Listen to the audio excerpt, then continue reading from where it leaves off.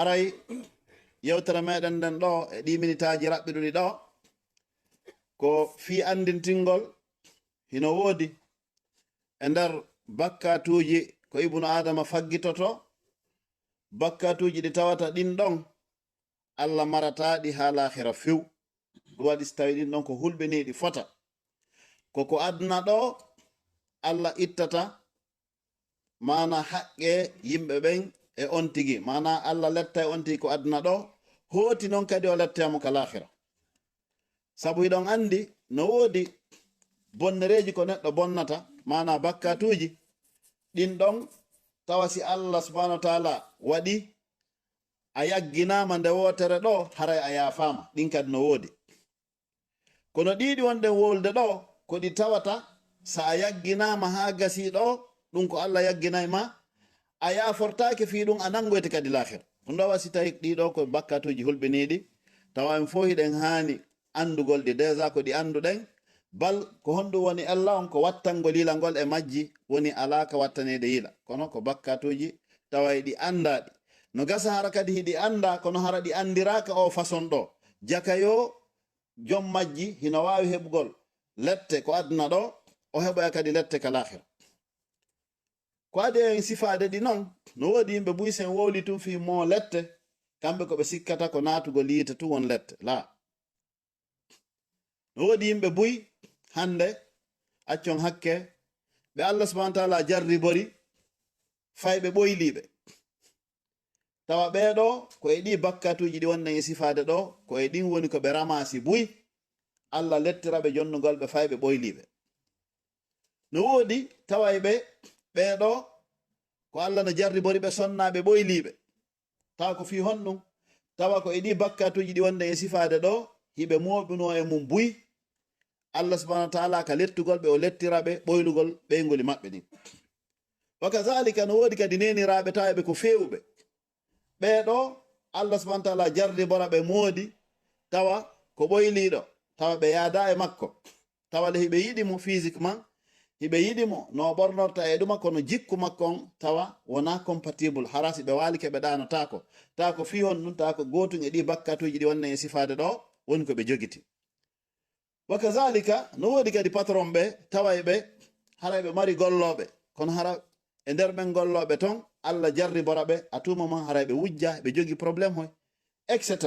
hara en faami comme faala yewde kon. donc ɗi bakkatuji ɗi wonne sifagol ɗo hiɗi yahi ha jeetati, kono enen ko jeego ƴettuɗen tawde ko hutbali. haray kala si ɗiɗo sifama yurnitiɗo ha ndaari tawino e gotum e majji ko yo watta yila kisan fi honɗum, par ce que toujours fannama neɗɗon o ma yaali haray himo mari solution, haray himo mari solution no heɓɓitora hoore makko, no heɓɓitora hoore makko, imma tubugol siko haqqe goɗɗo o jonnita sifa non. kono en tout cas ko falɗen tabintinde ko wondema no heewi ko yimɓe ɓen jogi ngoygay ka ɓernde tawa ɓe anda jaka ko bakkatuji no ton ɗi ɓe faggiti woni ɓe frappude. woɓɓe harano sikka ko bile ma woɓɓe inna bimi yiwigine e ngolɗo laawol sawa pa pijam fof no kali ma miɗo jogi probléme ji ma sikka ko bengoto e mum geri ɗum, harana ɗum, hara ko an tigi woni sabu konko jokkumaɗo. kono probléme ko honto woni ahsahu llahu wa naso, Allah no moɓidiri kañum fof windi, an bonnuɗon a yejjitino, ɗo woni probléme, an bonnuɗon a yejjitino, ɗum ɗo woni ko hulɓini kon. donc ibnu adama nde hiɗa bonna an quelques jours ha yejjiti, Allah no yejjitata himo windi, himo acciri kadi malaikaɓe ɓe windu kiraman katibin, ɓeɗo ko tedduɓe windayɓe yafaluna ma yu'marun, heɓe huwa kadi kala ko ɓe yamira. don haray musidɓe julɓe tedduɓe ɗiɗo bakkatuji haray wonden e sifade inchallah e nde jumlande raɓɓiɗunde ɗo. haray wiɗen al ula wasaniya min hadihi dhunub allati yuajjilu llahu limurtakibiha al azaba fi dunya qabla al akhirah. awalan al baghyu wa thaniyan qati'atu rahim. لما أخرج أبو داود والترمذي من حديث أبي بكرة رضي الله عنه قال قال رسول الله صلى الله عليه وسلم ما من ذنب أجدر أن يؤجل الله لصاحبه العقوبة في الدنيا مع ما يدخره له في الآخرة من البغي وقطيعة الرحم. البغي هنا الظلم والإساءة إلى المخلوقات كما جاء في هاسية السند على سنن ابن ماجه. بكات ورانون كهنون ko bewre wonnunde e tooña yawgol ha tawa tagore Allah subhanahu wa ta'ala ɓeɗo ko an Allah halfini programme maɓɓe foti ko ɓiɓɓe ma foti ko ɓeygol nden en général ma foti ko laamu ngun ka juulorde ɗo ma foti ko laamu ngun ka commune ma foti ko laamu ngun ka présidence tawa ɓeɗo hande ko wolɗa o ko ɗum marsata ndara tawa ton ɓe hawranale maɓɓen fo a tappayɓe ɗum ɗo wiyete bewre ko toñugol e hoore kadi hara ittere mone ko ɗo wiyete albaghiyu on andi ɗo na zulmu utilisa mo tooñe ɗeya ɗo ko albaghiyu ko tooñe wonduɗe e bewre hara kasi goɗɗo woliɗa wawi wiide misali emi tewi ala ñawomo kala jogiiɗo sifawal haali ɗo misal mum ɗen andi on acci hakke ɗen mari ɗo buy e men wowlete ɗen mari tigi tigi sonnaɓe ɓen harayno domini ɗo duhiɓɓen ɓe waɗay ko ɓe faala kono noon hino woodi kadi duhiɓe ga tawɓe ɓeygu mum susata men minagol hara o susta e fofugol moƴƴa ɓen noga jon noon gorko on utilisa ɗen doole muɗum ɗon e hoore on ɗon sonnajo yaltay kañum kadi o andata hon to yehi wowlay téléphone o andata ko honno hay hunde safi hara tooñe ma ɗen hiɗe huɓiti an hino hulɓinanima wata Allah jarribore gotum e ɗiɗi wowlɗen ɗo heɓa ko wiyete ko nguli ɓernde tawa ɓuttata wa kazalika siko annenira on kadi heɓi sifa on tooñe ɗon ɓatum sonnaɓen no mari doole e ndiɗo leydi droit ji maɓɓe ɗin no foori ɓuri droit ji mana duhiɓe ɓen a yaltiniri o wi'ama o waɗa ma ɗum andike a sansa e tummodi ɓay ko leydi ndin ɗo ko ni fewdori ma ɗum andike sifa ɗin ɗon boneji albalawuji tun tawa o gorko o wi'a waɗa siko wi'uɗo waɗi ɗum ko feere ko wonde wolɗo ko fitoñe wonnude e bewre nden andu Allah subhanahu wa ta'ala o jarribortoma ngoygay tawa a walto aɗantako wa kazalika ko wana noon siko patron jo kadi gollinayɗo yimɓe yoɓata ma ɗum foti ko ɗo foti kaka meɗen mana ka raɓɓinɗingol dendagal ko wiyete tooñe kon fof no sori ley ɗon kala ko anduɗa a waɗi ibnu adam tawa hawranalimo tawa si himo marno feere o yottoto kono sabu lo'ere makko o wata yottade andu Allah yottantomo haray ɓe wi la tazliman isama kunta muqtadiran fa zulmu yarji'u bahu ila nadami yanamu aynayka wal mazlumu muntabihun yadu alayka wa aynullahi lam tanami o wata toñudey fi hande hiɗa wawi andu mo toñuɗa on kanko toujours himo huɗudema mo wiya ha dari ko kaari waɗimmi mi ala ko wawi kono mi accidimo e Allah ko konngol hulɓiningol noon sabu o accidima e jontole o accidima e joncembe o accidima e wawɗoma ɗanninde hara finade o accidima e wawɗoma nadande nguli ɓernde ka ɓernde ma tawa hino waywa ka ñaaki wongata tawa goto watama ittande bone on fof noon ko ɗum ɗo ɓuri hulɓinade accidede Allah sabu si goɗɗum ɓutanima ɗo min inna mayn kalabtane ɓe in ton inna ko yo opére ma ko yo itte en tout cas solution heɓo kono ko woni ƴakkude konka nder ɓernde ma a faami moko ba heɓa wonde piiji tawa ɗi wowlanta ko goɗɗo ni a kaari mi wari joni noon dey kono mi alhaali ma no sansi dey a horike ɗum ko honno waɗi oggino ha ɓantan ha si Allah moƴƴi feƴƴata ɗum andu oɗo himo jogui probléme kono goɗɗi ɗin tawa ɗi wowlota ko wimi Allah dande sifa ɗin probléme ji ko ɓuri hewde kon ɗon kala hawruɗo e sifa ɗum haray ko faggitiɗo sifa ko wonde wolde ɗo o premier bakkat mo wonde wolɗo toñugol yimɓe e hoore teware hara ko e hoore bewre kadi go ɗimmum ɗum ko honno gatiyatul rahim taƴa ɓe ɓen enɗan ko teddungal maɓɓe ko haaju maɓɓe woni o ko yumma maɓɓe ben maɓɓe ɓe tefa fi kaw ɓe tefa fi bappa ɓe tefa fi yaye ɓe tefa fi frère et sœur andu haqqeji ɓeɗo no e jungo ma haqqeji ma no e jungo maɓɓe no waɗɗima moƴƴagol e frère ma e sœur ma e kaw ma e yaye ma e bappa ma e nene ma to soko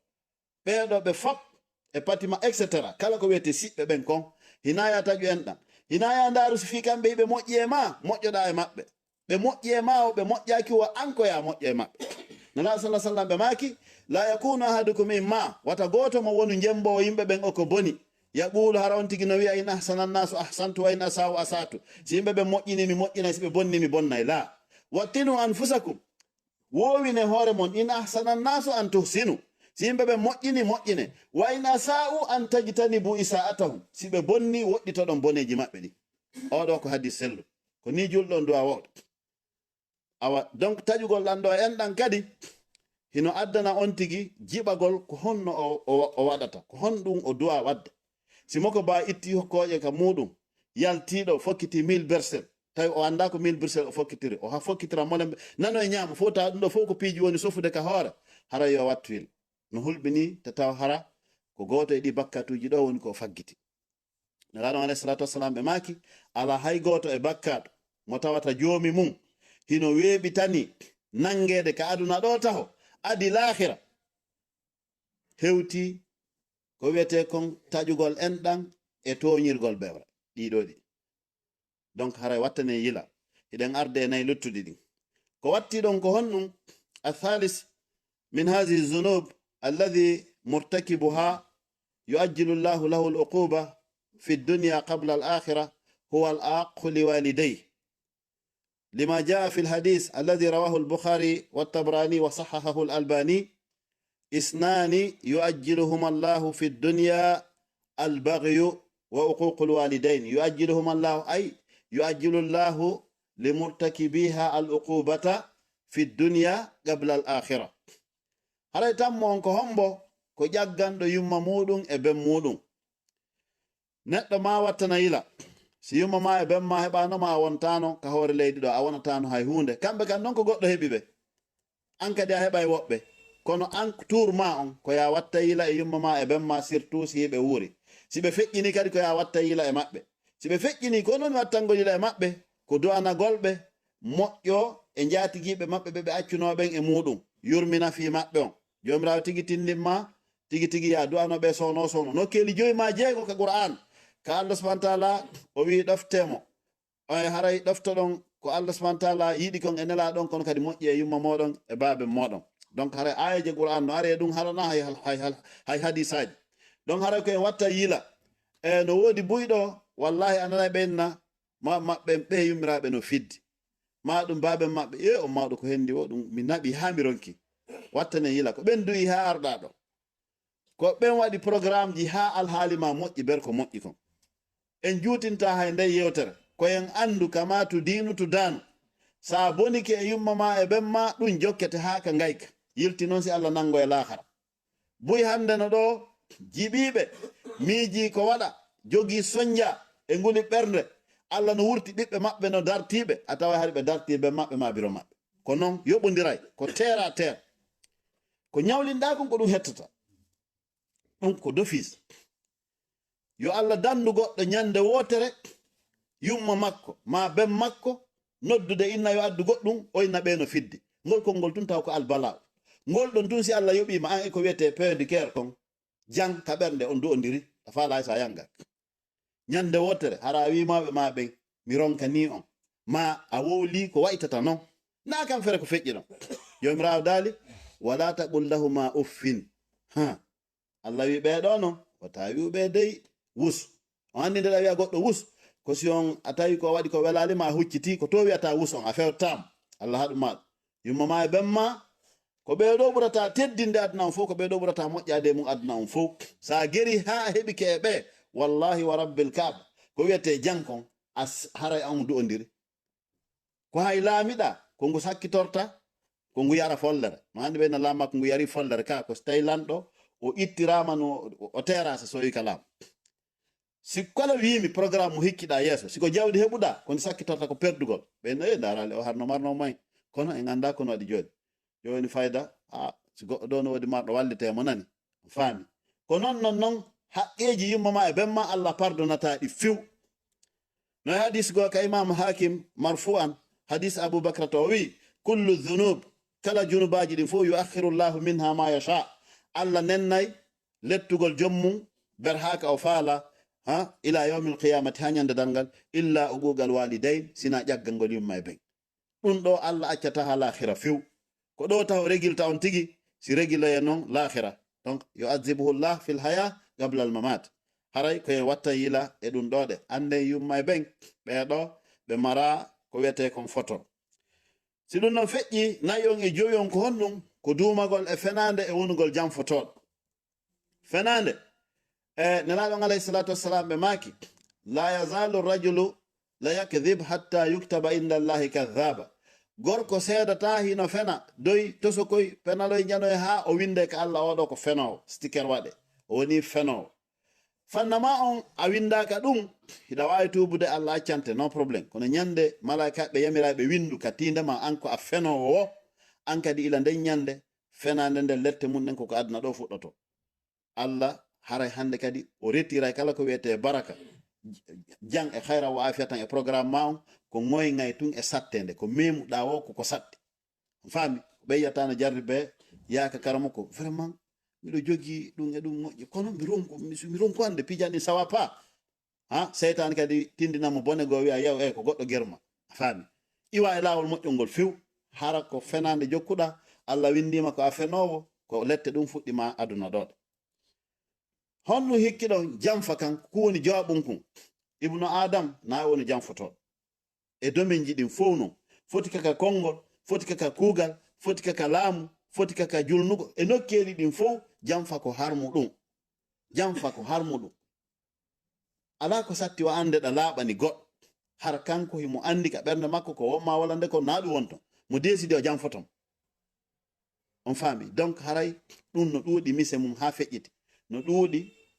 mana façon jina jamforte haray hiɗen andi ko mi yetino on kon ka fuɗɗode ko bakkatuji ɗi anduɗen fi mum tun ko woni en anda ma hara ɗe yejjiti ma e wattanayila ɗiɗo programme majji on lette majji on ko aduna ɗo taw fi noon a lettama ko aduna ɗo kadi hatta lettoyɗe lakara ko ɗum woni ko hulɓini kon e majji wattane yila ibnu adam ko ma o gera programme makko on o potto taw bakkatu fof mais tentini noon ɗiɗi sifiɗen ɗo inchallah ka khutba ɗimmo en adda e sakkitoron aqulu qawli hadha wa astaghfirullah al-azim li wa lakum wa li sa'iril muslimin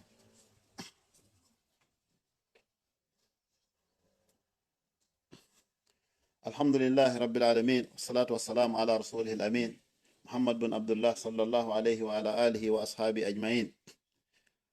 wa min adh-dhunub ayya al-ikhwa الذي يؤجل الله لمرتكبه العقوبة في الدنيا قبل الآخرة هو تتبع عورات المسلمين. قال الله جل وعلا في سورة النور آية 19 إن الذين يحبون أن تشيع الفاحشة في الذين آمنوا لهم عذاب أليم في الدنيا والآخرة والله يعلم وأنتم لا تعلمون. هاي مصيبة جلبة تدبة ɓawi yettude Allah subhanahu wa ta'ala do'anon en nelaɗo Muhammad sallallahu alaihi wasallam haray jeega ɓum kun e sakkitorum kun e ɗi bakkatuji ɗoɗe ɗi tawata si goɗɗo jokkiɗi ha Allah windimo ko waɗay ɗoɗi e lettamo ko aduna ɗo si lettemo lahira jeega ɓum kun ko honnum ɗum no ɓuri hulɓinade ko yiɗugol yo bone saako hakkunde julɓe ɓen yiɗugol yo bone saako hakkunde julɓe ɓen no jeeya e muɗum yimɓe tawayɓe kamɓe ɓe bonnata ɓe watta ko boni kono si ɓe andi fi ko boni e hoore goɗɗo walata ɓe feƴƴinade kala mo Allah waɗi tawi a tawi ko noon si forɗa angoy a bonnata a juulay a hooray a jangay qur'an a waɗay ko qur'an e sunna wi kono si a nani bone e hoore goɗɗo ko transitatago hay sako wala ko feƴƴingol tun transfert ɗo goɗɗum ka téléphone sa yurnitiki ha a tawi ko ni Allah waɗirma ko a yiɗuɗo yo bone saako e hoore julɓe ɓen ko a yiɗuɗo e julɓe ɓen fof heɓu wirtere andu an on ko Allah wolanma e suratu nuri nanen fota aya o lettete ka aduna ɗo o lettoyte kadi lahira jomirawo daali innal lazina no ɓen yuhibbuna ɓe no yiɗi an tushi alfahisa nde saakoto bone fil ladina amanu e hoore ɓen gonɗinɓe tawɓe ɓen ko ɗum ɗo yiɗi on faami lahum no wodani ɓe azabun alimun lette musuɗe fi duniya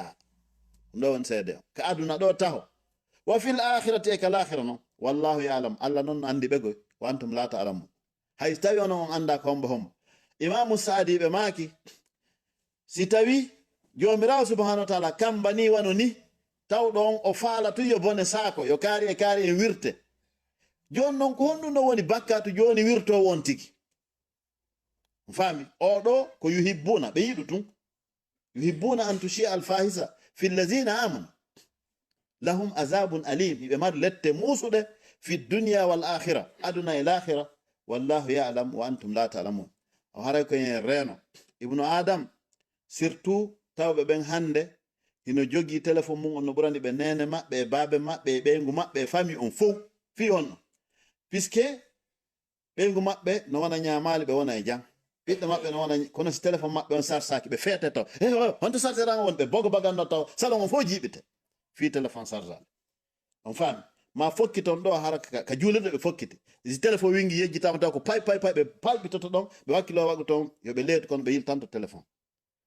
onon ɓen jaatiɓe téléphone yo Allah wallu on hara koko moƴƴi jokkuɗon ton koko moƴƴi kadi wonɗon e sakitude ton ande en ara e hutuba go no woodi junubaji ɗi mayata haysi jommum maayi no jeeyayi ɗum honɗum si goɗɗo partage ko harmi an kadi a partage ila an ka partage uɗa ɗon partage oy ɓe yeeso to wo ha ñande darngal sikko ko bakkatu haray no arde ko makon hiɗa heɓude an kadi addannoɗo ma on noon on kañum kadi no heɓude hay sa maayi partage ɓe ɓen ila ma an nawri yeeso andu ɓen ɗon on ɗon on ko an woni e télécharge compte ma on no windude ko ɗi wiyete bakkatuji ɗi mayata ɗin en ara e ɗin e hutuba goo hara en wattane yila moƴƴa watta ha ittu 1000 € soda téléphone ta ko natira jahannama hara wonali intelligent few wa kazalika kadi noon sa partage moƴƴere ka waaju moƴƴu woni goɗɗo naftori ma ɗum qur'ana goɗɗo naftori ɗum ɗon kadi baraji mum ɗin hay sa maayi ko makon aray tawe ila yawmiddin ɗum noon hara ken wattan yila en toro Allah subhanahu wa ta'ala yo hawrindin en ko yiɗi o yarli fil qawli wal amal en toro jomirawo subhanahu wa ta'ala yo naden aljanna yo hawrindin en e huugol ko moƴƴi ko yiɗi o yarli en toro jomirawo subhanahu wa ta'ala no moɓiri en ɗo ni yo moɓiroy en ni gaɗa sirate hoore yafede yarle اللهم إنا نسألك في هذه الساعة أن تجعلنا من المقبولين اللهم لا تفرج هذا الجمع المبارك إلا بذنب مغفور وعمل وسعي متقبل مبرور وتجارة لن تبور إنك على كل شيء قدير اللهم آت نفوسنا تقواها وزكها أنت خير من زكها أنت وليها ومولاها وإنا على ذكرك وشكرك وحسن عبادتك ربنا آتنا في الدنيا حسنة وفي الآخرة حسنة وقنا عذاب النار سبحان ربك رب العزة عما يصفون السلام على المرسلين والحمد لله رب العالمين هراي أدين إمانا دي وقتون نودي مسيبة